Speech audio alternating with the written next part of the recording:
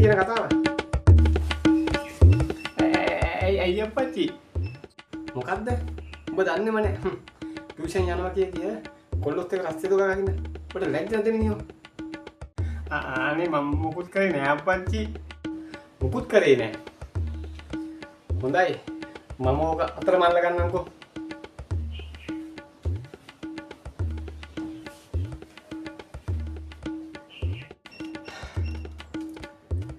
Sure එකටම අර පියදා සංකලයා මම දා සිගරට් එක ගහපේද අපේ අප්පච්චිට කියලා දිනවා.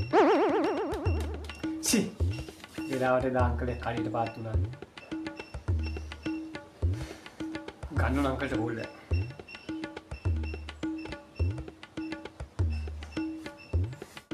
හලෝ හලෝ මොනවද අංකල් මේ කරලා තියෙන්නේ?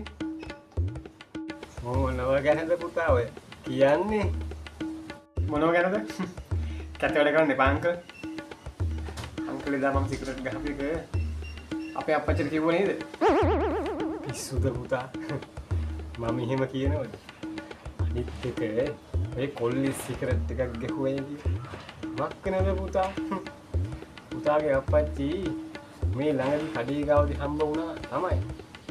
ඒත් මම ඔය සිගරට් ගහපු එක ගැන කිව්වේ නෑ පුතා. එහෙනම් අංකල් අප්පච්චි කියන්නේ ළඟදීම දවසක අතර මාට්ටු කරගන්නවා කියලා. ඇත්තටම අංකල් මොනවද එදා අපි අප්පච්චිට කිව්වේ? එහෙම මොකුත් කිව්වේ නෑ පුතා.